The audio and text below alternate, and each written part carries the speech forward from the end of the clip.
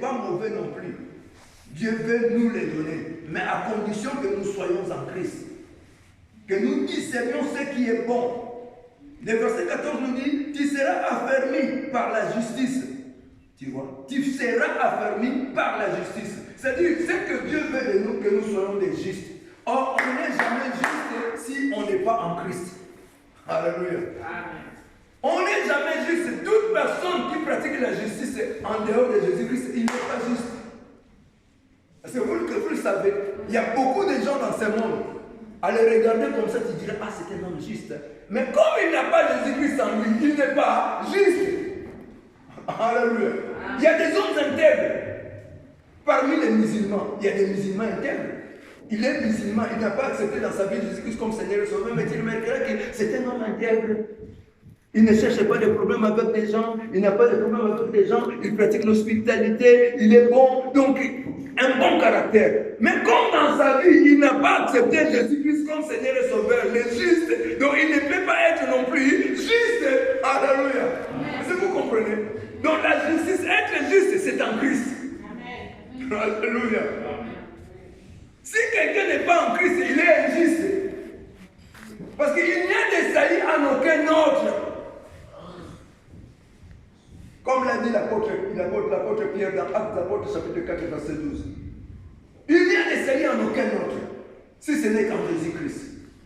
Si quelqu'un n'est pas en Christ, donc il n'est pas juste. Quelqu'un qui est en Christ, qui tombe souvent dans le péché, mais comme il est en Christ, il est juste. Alléluia. Voilà pourquoi tu remarqueras l'apôtre Paul s'adresse par exemple à l'église de Corinthe, il dit, à l'église des saints qui est de Corinthe. Or en Corinthe, il y avait des problèmes. Alléluia. Mais il les appelle les saints. Pourquoi il les a appelés les saints? Parce qu'ils sont en Christ. Tout celui qui est en Christ est saint. La sainteté sainte se retrouve qu'en Jésus-Christ. En dehors de Jésus-Christ, il n'y a point de sainteté. Alléluia. Non. Le problème est que Dieu veut que nous soyons des justes, que nous pratiquions la justice. Or, on est juste, comme je l'ai dit, qu'en Jésus-Christ. Tu seras affermi par la justice. C'est-à-dire, lui-même, Jésus-Christ, nous affermit par sa propre justice. Parce que ce n'est pas notre justice à nous, mais sa justice à lui. Alléluia. Ce n'est pas notre justice à nous, mais la justice de Dieu. C'est lui qui nous rend juste. Voilà pourquoi nous avons vu, je crois, c'était la semaine dernière, la semaine passée, quand on nous a prêché sur les âmes qui sont sous l'autel. On leur a donné des robes blanches.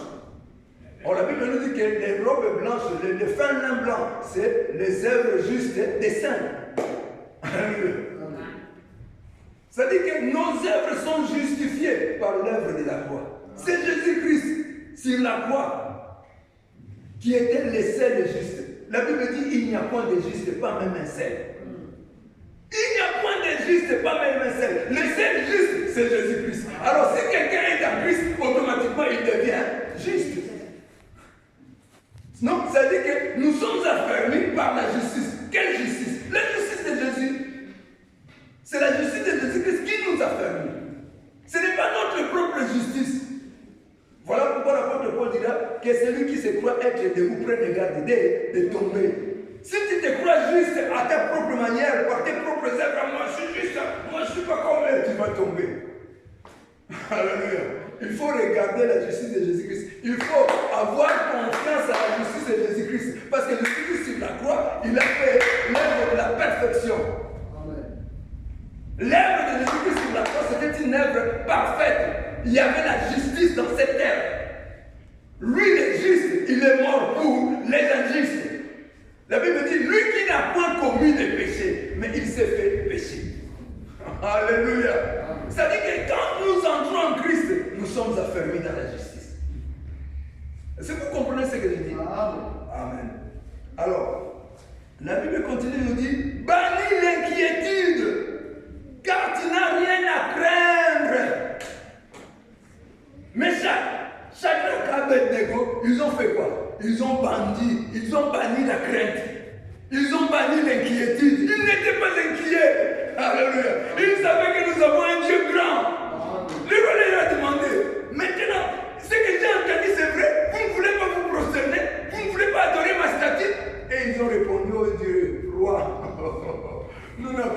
craindre là.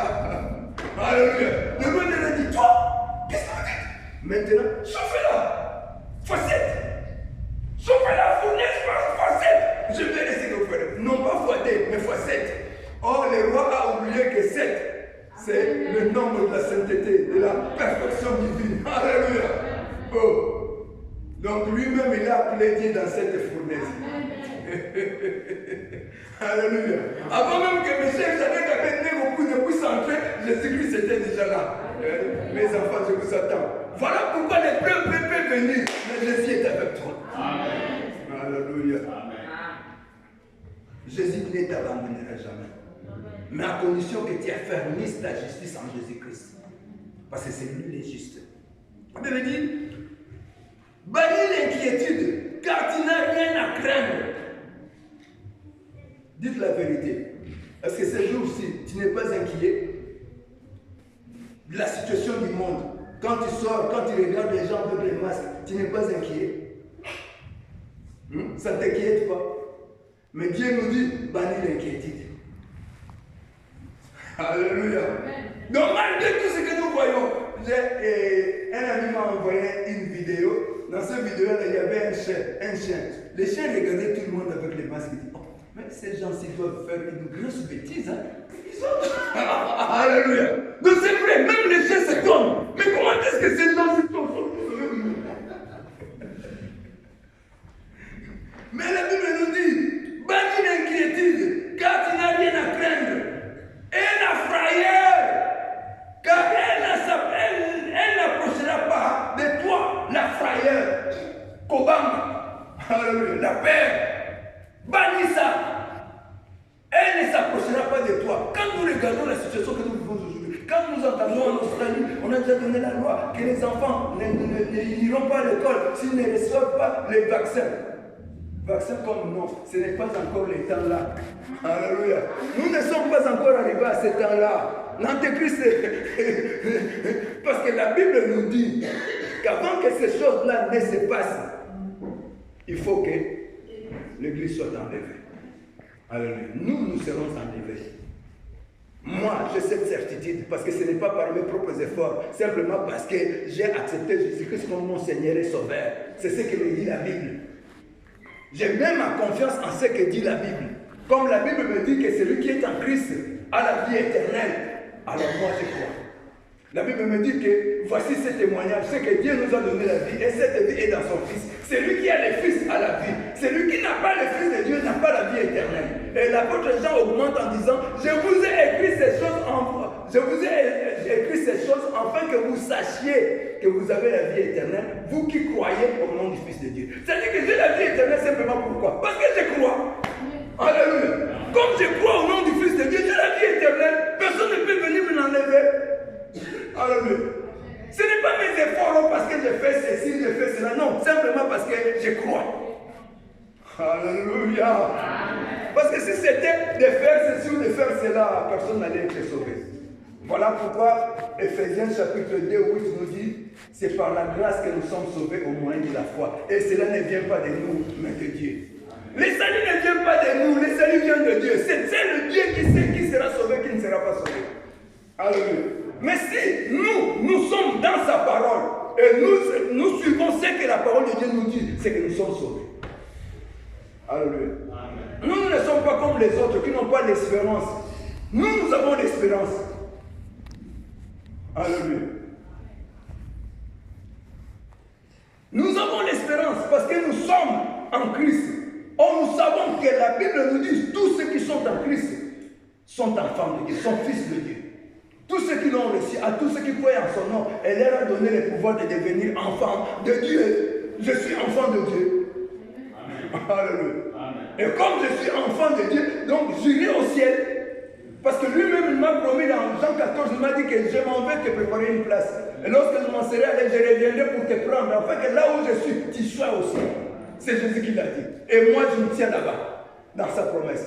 La Bible dit qu'il n'est pas un homme pour mentir, ni un fils d'homme pour se repentir. Ce qu'il a dit, il l'accomplira certainement. Amen. Alléluia. Amen. Les autres n'ont pas d'espérance. Ils ne savent même pas qu'après la mort, où est-ce qu'ils iront. Alléluia. Ils n'ont pas cette certitude-là, mais nous avons cette certitude-là.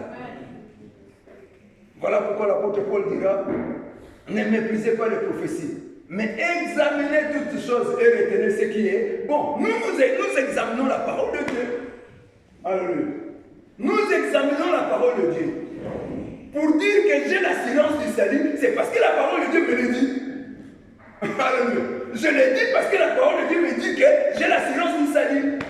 Mais si tu demandes aux autres, je dirais, non, je ne sais pas si j'entrerai dans les... Mais tu pries pourquoi? Pourquoi si tu vas dans vos réunions là-bas? Il ne sait même pas. Oh non, il faut qu'il y ait beaucoup plus de bien. On va mettre les tout en balance. Si les biens surpassent les mal, alors à ce moment-là, tu seras sauvé. Tantôt, ils sont en train de tâtonner. Nous ne tâtonnons pas parce que nous savons que nous avons Jésus. Alléluia. Et comme Jésus-Christ est en nous, nous avons la vie éternelle. Alléluia. Nous allons continuer notre lecture. Nous devons enlever en nous tout ce qui est frayeur, tout ce qui est crainte. Nous n'avons rien à craindre. Nous devons bannir l'inquiétude, car nous n'avons rien à craindre. Ne crains rien. Nous savons que les épreuves doivent venir, mais nous n'avons pas à craindre, parce que lui-même, quand il nous met dans les épreuves, il est là, en train de nous surveiller. Alléluia. Pour que les mal ne nous arrivent pas. Il a permis qu'Abed, Meshach, Shadrach, Abednego puissent entrer dans la fournaise ardente, mais il était déjà là. N'est-ce pas ce qu'a dit Nebuchadnezzar? Il a dit, nous avons été 3, mais comment est-ce qu'ils sont 4? Alléluia. C'est que le Seigneur n'abandonne pas les siens. Même dans ta souffrance-là, je ne sais pas ce que tu es en train d'endurer. Peut-être une maladie, peut-être une situation catastrophique, mais sache que le Seigneur est avec toi. Il ne t'a jamais abandonné, mon frère. Il ne t'a jamais abandonné, ma sœur. Alléluia. C'est le diable qui vient te souffler, toi, tu vois. Le Seigneur t'a abandonné, toi. Il ne te connaît même pas. Je ne sais pas ce que tu vas faire là dans cette église-là. Reste à la maison. Le Seigneur ne te connaît pas. Dites-lui, moi, le Seigneur me connaît. Il est mort sur la croix pour moi. Parce que je suis enfant de Dieu. Je le sais. C'est la Bible qui me le dit. Alléluia.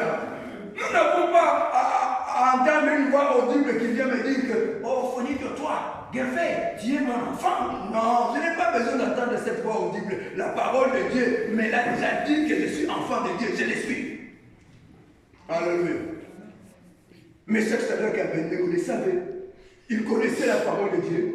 Ils savaient que dans le psaume, Dieu a promis de ne pas les abandonner. Et voilà pourquoi ils étaient là, fermes, dans leur foi.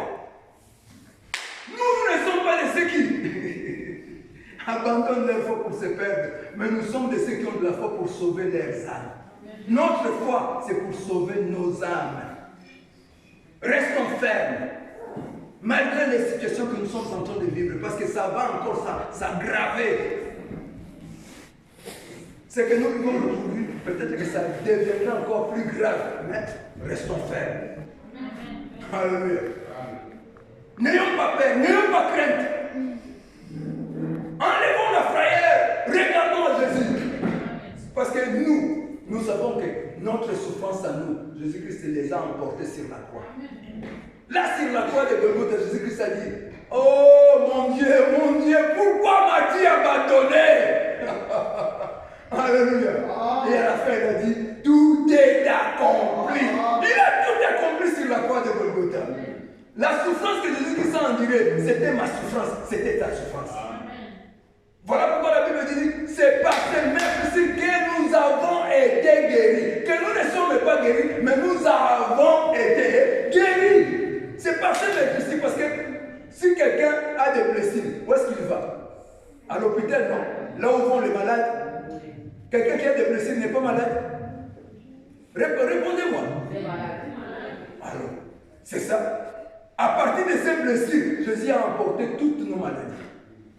Alléluia. Il était malade pour que nous puissions être en bonne santé. Même si la maladie t'a attaqué en ce moment précis, mais dites à cette maladie-là, moi je suis en bonne santé en Jésus-Christ. En Christ Jésus, je suis en bonne santé.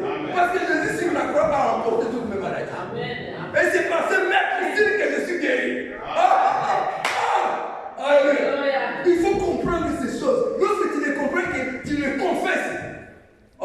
diable va fuir. Le diable lui dirait, oh, celui-ci connaît vraiment la parole de Dieu. Le diable n'a peur de personne. S'il n'a pas eu peur de Jésus-Christ, avant que Jésus-Christ ne débute son ministère, il était en 40 jours, 40 nuits. Il m'a dit, oh ouais, mais le diable est venu. Parce qu'il savait qu'il avait fait 40 jours, 40 nuits. Si tu es vraiment fils de Dieu, regarde la pierre, transforme-la en pain pour que tu manges. Mais quelle a été la réponse de Jésus-Christ? Il est écrit. Amen. Il est écrit que l'homme ne vivra pas de pain seulement, mais de toute parole qui sort de la bouche de Dieu. Amen. Et il l'a amené là dans la montagne, il a montré les royaumes du monde. Tu vois, tout ça m'a été donné. Qui lui a donné ça? Qui a donné les royaumes du monde au diable? Est-ce que c'était Dieu? Non. C'était Adam. Dieu l'a donné à Adam. Mais Adam, par mégarde, il a fait quoi? Il a donné à Satan. Alléluia. Il dira, regarde tout ce monde, ça m'a été donné. Si tu te prosternes seulement, je vais te les donner. Moi, le roi des rois, le Seigneur des seigneurs, le créateur de toutes ces choses, Dieu, tu peux me les donner. Il est un bandit, hein? Le diable, un irrespectueux, un impoli. Oh, il n'a pas eu peur de Jésus. Voilà pourquoi aujourd'hui, il est en train de séduire beaucoup de pasteurs. Même nous, les pasteurs, nous sommes séduits. Parce que je veux de la puissance. Quand je vais faire ceci, recède, reçois, et tout le monde tombera. Quand je vais commencer à faire, tout le monde tombera. Je vais faire l'alliance avec les diables. Même si je vais mourir, je mourrai avec Jésus-Christ. Amen. Jésus, garde-moi, mon Seigneur. Amen. Même si je vais mourir pauvre, mais je suis toujours avec toi. Amen. Je ne t'abandonnerai jamais. Donne-moi cette force, Seigneur. Donne aussi cette force à mon frère et à ma sœur. Alléluia. Le Seigneur est bon. Le Seigneur a un plan merveilleux pour toi et pour moi. S'il n'avait pas un plan merveilleux pour nous, il n'allait pas mourir sur la croix. S'il est mort sur la croix, c'est parce qu'il avait un plan merveilleux pour toi et moi. Amen. Alléluia. Et continuons notre lecture. Au verset 15, il dit, si l'on forme des complots, cela ne viendra pas de moi. Alléluia. Si l'on forme des complots, ils sont en train de former des complots, mais cela ne vient pas de lui. Alléluia. Ils sont en train de former des complots. Oh, nous allons faire ceci, nous allons faire cela, nous allons pour qu'il puisse mourir. Cela ne viendra pas de lui. Comme cela ne vient pas de lui, c'est sans effet. Alléluia. C'est sans effet. Et continuons, il dit encore, quiconque se liguera contre toi tombera sous ton pouvoir. Amen. Quiconque se liguera contre toi tombera sous ton pouvoir. Oh, les sorciers de ma famille ont fait une réunion. Ils veulent me tuer. Alléluia. Alléluia. Ils peuvent se réunir. De ma famille, je ne sais pas de la famille de l'autre, de la famille de ma femme, de la famille, je ne sais pas des voisins, ils peuvent se réunir, 1000 familles contre moi. Ils tomberont sous mon pouvoir. Alléluia. Ils tomberont sous mon pouvoir. Et l'habitude de les confesser. Amen. Alléluia. C'est la parole de Dieu. La parole de Dieu se confesse. Alléluia. Proclame la parole de Dieu. Déclare la parole de Dieu dans ta vie. Alléluia. J'ai un frère à Rwanda qui aime beaucoup jeûner et prier. Lui, tu vas l'entendre, oh, je suis entre 40 jours et 40 nuits. 40 jours de prière. Mais quand il sort, il a peu de foi. Je lui ai toujours dit, oh, ton problème à toi, augmente ta foi. Et la foi. Alléluia. Tu peux jeûner, prier beaucoup, mais si tu n'as pas de foi, tu ne fais rien. Alléluia. Tu ne fais rien.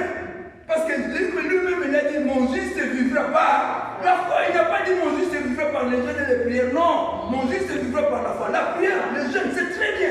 Mais il faut avoir la foi. Une prière sans la foi, ça sert à quoi? C'est une prière morte. Il faut avoir la foi. Il faut, si tu n'as pas la foi, demande la foi. Dis à Dieu, Dieu, donne-moi cette foi-là, ferme inébranlable. Alléluia. J'ai passé par des choses.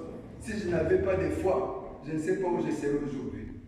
Mais le Seigneur a permis que je sois un homme de foi pour que je puisse passer dans toutes ces choses-là et la surmonter. Alléluia. Dieu a besoin des hommes de foi. Il a dit, sans la foi, personne ne peut lui être agréable. Car il faut que celui qui s'approche de Dieu croie que Dieu existe et qu'il est le rémunérateur de ceux qui le cherchent. Pour que tu puisses recevoir une rémunération à Dieu, il faut avoir la foi. Tu cherches Dieu, c'est bien, mais sans foi, tu ne vas pas être rémunéré. C'est-à-dire que tu ne vas rien recevoir de la part de Dieu parce que tu n'as pas de foi. Dieu travaille avec des hommes de foi. Nous devons prier, gêner, c'est bien parce que le Seigneur Jésus-Christ lui-même a gêné, il a prié. Mais par-dessus, il avait la foi. Alléluia. Amen. Beaucoup d'enfants de Dieu n'ont pas de foi.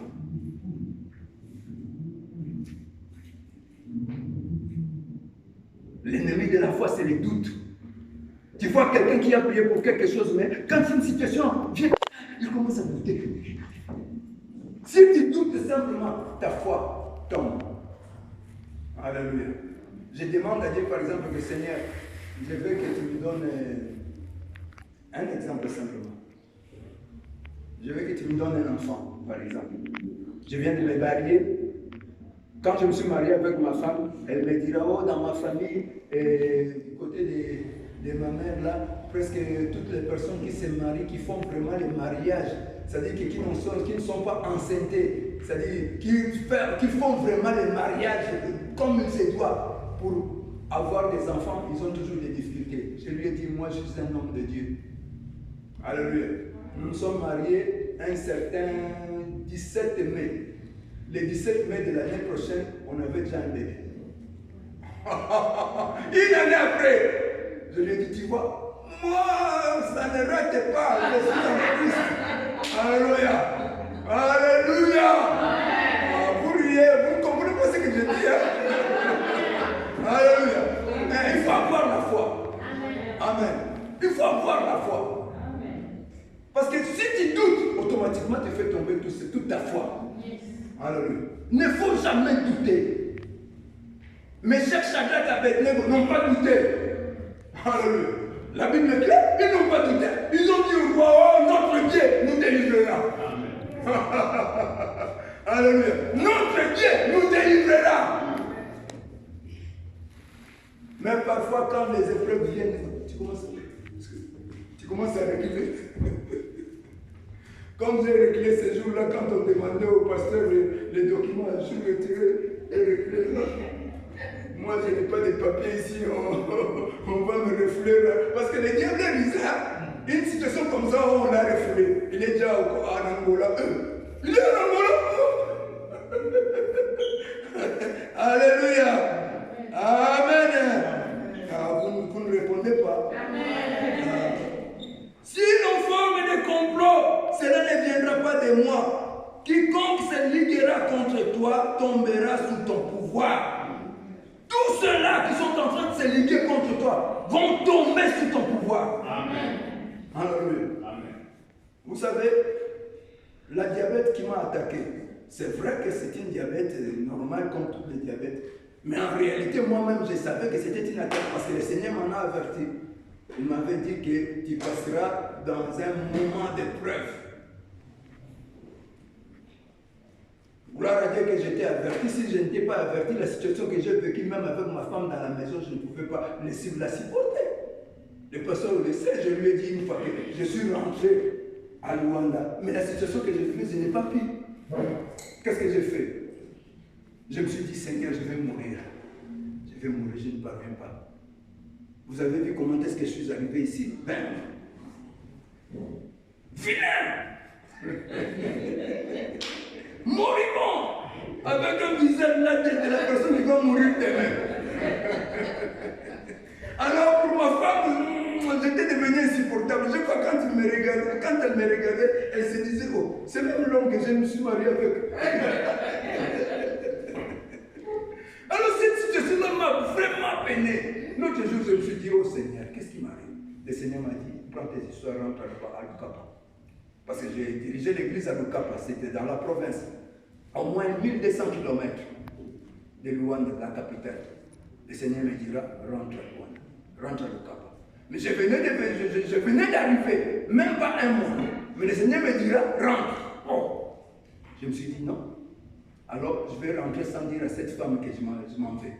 J'ai préparé une petite sac comme ça. Alors je me suis dit, un petit sac, je me suis dit, alors à 4 h du matin, je vais sortir. Et à 4 h du matin, je suis allé prendre mon bain, je suis venu, j'ai pris mon sac pour sortir. Le Saint-Esprit me dira, parle à ta femme. Oh, mais Seigneur, elle est en train de me faire souffrir, je vais lui dire quoi? Dites-le lui. Je l'ai réveillé. J'ai oh, moi je m'en vais. Tu vas où? Je rentre à la femme. Pourquoi? Tu ne rentreras pas. Oh! Oh! Je suis ici. Tu ne t'occupes pas de moi, tu me fais souffrir. Maintenant je vais rentrer, tu me dis que je ne rentrerai pas. Oh! Je me dis, hé, attention, tu vas réveiller les enfants. Je ne veux pas que les enfants les sachent, moi je m'en vais. Elle est allée fermer la porte de la maison. Tu ne sortiras pas. Elle a gardé la clé. Oh! Jusqu'à ce que les enfants se sont réveillés. Même mes filles, comme elles sont déjà grandes, lui ont demandé, maman, qu'est-ce qui se passe? Demande à votre papa. Papa, quoi? Je m'en vais. Je suis ici, vous-même, vous voyez, votre mère ne s'occupe pas de moi. C'est toi, Ménora, qui cuisine pour papa. Tu sais que papa ne mange plus de la nourriture ordinaire comme vous le mangez. Ma nourriture à moi, il y a beaucoup de conditions, ne fais pas ceci, ne fais pas cela. Alors, votre maman ne s'occupe pas. Alors, Dieu m'a convaincu pour que je puisse rentrer.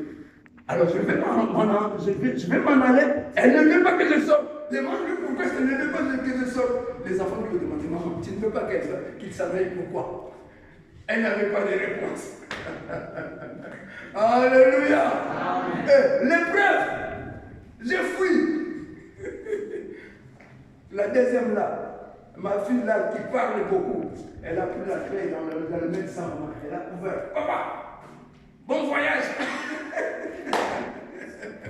Et je suis parti. Alléluia.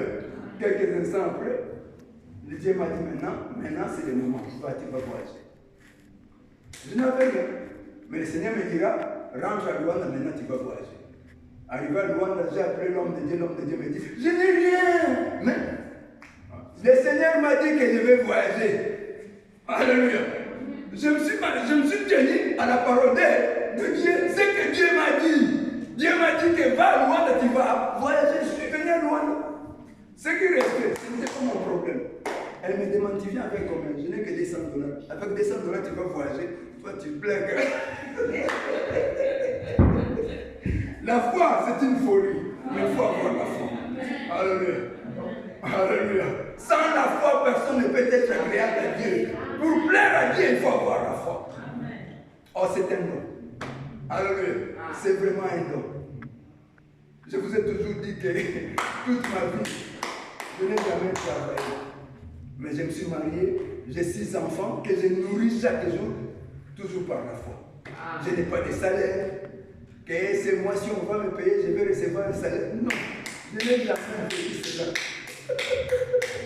Alléluia. Vivre avec Jésus, ce n'est pas facile, mais il faut avoir la foi. Alléluia. Parce que Dieu aime ceux qui ont de la foi. Amen. Et petit à petit, nous allons pour aller terminer. Nous sommes dans le verset 16. Voici, j'ai créé l'ouvrier qui souffle le charbon au feu et qui fabrique une arme par son travail. Qui l'a créé cet ouvrier? C'est le Seigneur l'Éternel. Qui a créé l'ouvrier qui souffle le charbon? C'est-à-dire ces scientistes-là qui font qui forment leur Covid là, les Covid-19, les Ebola, les Sida, tu vois? Donc, ils sont là dans leur laboratoire à souffler le feu du charbon pour former leurs armes. Mais, écoute, le Seigneur dira, mais j'ai créé aussi les destructeurs. Le Seigneur les a créés, ces satanistes-là, ces hommes-là mauvais, ces démons-là, et il nous a aussi créés, nous les destructeurs, pour que nous puissions détruire leurs armes. Quand nous disons au nom de Jésus, leurs armes ne semblent ni le sang et feu. Alléluia. Nous n'avons qu'une seule arme, le sang de Jésus et le nom de Jésus.